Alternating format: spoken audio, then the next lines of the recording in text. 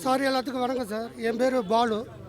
நான் வந்து இப்போ ஒரு 40 நாளாக தமிழக வெற்றி கழகத்தில் பயணம் பண்ணுறேன். ஏற்கனவே அம்மா மக்கள் முன்னேற்றத்தில் காந்தி மார்க்கெட் பகுதி கழகச் செயலராக இருந்தேன். அவங்க கூட்டணி சரியாக அமைக்காத காரணத்தினால எங்களுக்கு தாவேகா பிடிச்சிருது, இளைய தளபதி பிடிச்சிருந்துச்சா அந்த இயக்கத்தில் பொதுச்செயலாளர் ஆனந்த் அவர்கள் தலைமையில் நான் கட்சியில் இணைஞ்சேன். இந்த 40 நாளாக கட்சி பணிகள் என்னால் முடிந்த அளவுக்கு மாவட்டத்தில் என்னால் ஓரளவுக்கு டெய்லி ஒவ்வொரு மீட்டிங்கு மற்ற நிகழ்ச்சி இதில் எல்லாம் கலந்து கொண்டேன். அதில் வந்து ஒரு 3 நாளைக்கு முன்னாடி நிர்மல்ங்கிறவர் எனக்கு ஃபோன் அடித்தார். ஃபோன் அடித்து இது மாதிரி கரிகாலனோட நீங்கள் சேர்ந்து பயணம் பண்ணாதீங்க, சேர்ந்து பயணம் பண்ணால் உங்களுக்கு அரசியல் இது கிடையாது, நீங்கள் சவக்கத்து கூட சேர்ந்து பயணம் பண்ணுங்கள், நீங்கள் எங்கள் கூட சேர்ந்து தான் பண்ணணும், அப்படி இல்லாட்டி நீங்கள் எப்போவுமே சும்மா தான் இருக்கணும் அப்படின்னு சொன்னாங்க. அப்போ நான் சொன்னேன், எனக்கு வந்து மாவட்ட செயலாளர் கிழக்கு தொகுதியில் யாருக்கும் அறிவிக்கலை, கரிகாலன் தான் பொறுப்பாளர் போட்டிருக்காங்க.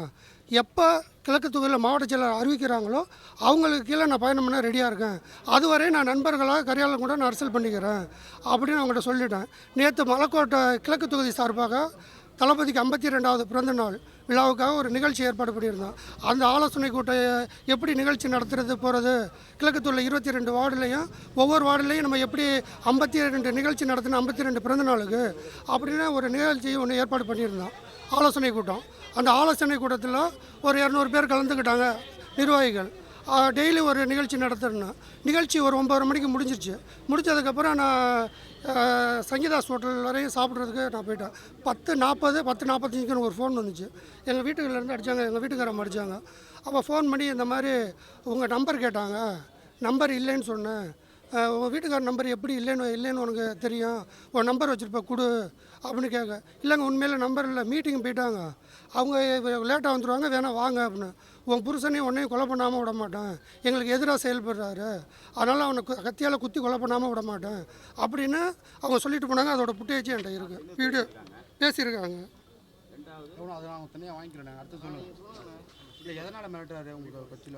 இது கரிகாலனோட சேர்ந்து நீங்கள் பண்ணக்கூடாது, எங்கள் கூட சேர்ந்து பண்ணிங்கன்னா உங்களுக்கு அரசியல் பதவி கிடைக்கும், அதுவும் சவுக்கத்து கூட தான் சேரணும். அதுவும் நிர்மல் சதீஷ் இவங்க 2 பேருமே பேசுகிறாங்க. அவங்க யாரோட ஆதரவாளர் இல்லை.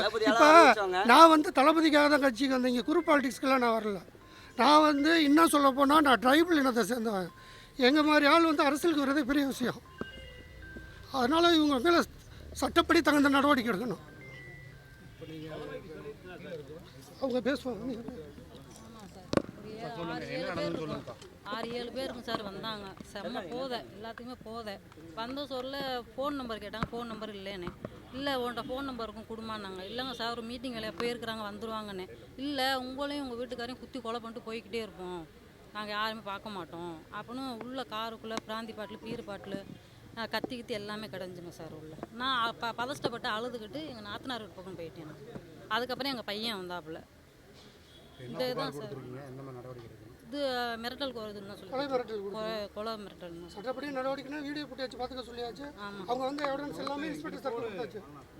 ஆமாங்க சார் வந்தது எல்லாமே கூட்டி போதே இருந்தாங்க. என் பேர் பவானி. இவங்க ட்ரைபல் இனத்தவங்க அப்படிங்கிறதுனால ஒரு அடக்குமுறைக்கு கொண்டு வரணும் அவங்க தீவிரமாக பண்ணுறாங்க. நாங்கள் அரசியல் ட்ரைபல் மக்கள் அரசியலில் வளரக்கூடாது. நாங்கள் வந்தது திமுக அதிமுகவை விட்டு நான் வந்து தீவிர பகுதிச்செயலாளர், ஆற்றல் மிக்க பகுதிச்செயலாளர்னா டிடி வித்தினாரில் நல்ல விருது வாங்கினால்டா. எனக்கு ப்ரெஸ்ஸில் உள்ளவங்க சில பேர் தெரியும்னு நினைக்கிறேன். நான் எப்படி அரசியல் ரீதியாக ஒர்க் பண்ணுவேன், ட்ரைபல் மக்களை வளர விடக்கூடாதுன்னு சில பேர் நினைக்கிறாங்க இங்கே. ஆனால் நான் வந்தது தளபதிக்காக தான் வந்தேன். ஏன்னா எளிமையான தொண்டம் கூட இன்றைக்கி வந்து எம்எல்ஏ ஆகிறாங்க, ஒரு பெரிய பொறுப்புக்கு போயிடுறாங்க. சரி அது மாதிரி இங்கே நல்லபடியாக நம்ம ஒர்க் பண்ணோம்னா ஒரு நல்ல ஒரு பொறுப்புக்கு வந்துடலாம். நம்ம மக்களுக்கு சர்வீஸ், மற்ற மக்களுக்கு நல்ல சர்வீஸ் பண்ணுறதுக்கு நம்ம வந்துடும் நினைக்கிறோம். வளரும் போதே இவங்க அடக்குன்னு பார்க்குறாங்க. ஒரு பொழுது இது மாதிரி அடக்குமுறைக்கு நான் அஞ்ச மாட்டேன். நைட்டே நான் இவர்கிட்ட சொல்லிட்டேன், கரிகாலன் சார்கிட்ட சொல்லிட்டேன். அவர் கட்சி தலைமைக்கு சொல்கிறோம்னு சொல்லிட்டாரு. நம்ம ப்ராப்பராக வந்து நம்ம பாதிக்கப்பட்டிருக்கோம், கம்ப்ளைண்ட் கொடுப்போம், சட்டப்படி நடவடிக்கை எடுக்கட்டும் அப்படின்னு கொண்டாந்து கொடுத்துருக்கோம்.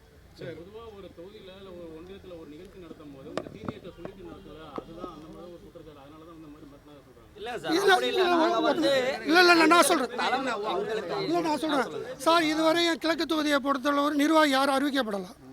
கிழக்கு தொகுதி வந்து மேலேருந்து அறிவிக்கப்பட்டது கரிகாலன் தான் மாவட்ட பொறுப்பாளர், கிழக்கு தொகுதியும் அறிவிச்சிருக்காங்க. மற்ற யாரும் இல்லை, நான் கரிகாலன் மாவட்ட பொறுப்பாளரை வச்சு தான் நிகழ்ச்சி நடத்தினேன், மற்றவங்களை வச்சு நடத்தலை.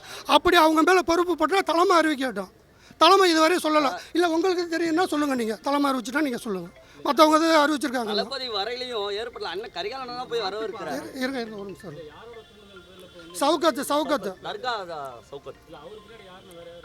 அவங்க பின்னாடி நிர்மல், சதீஷ், கௌதம, கலை, சூர்யா பொறுப்பு யாருக்குமே இல்லை சார். இன்னும் கிழக்கு தொகுதிக்கு யாருக்கும் பொறுப்பு இல்லை.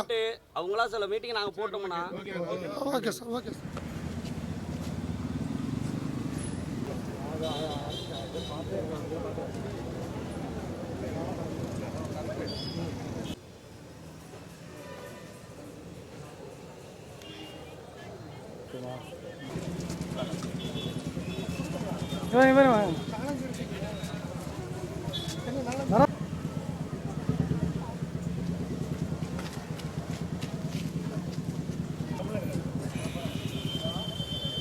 அந்த கமெண்ட் காப்பி கார்டு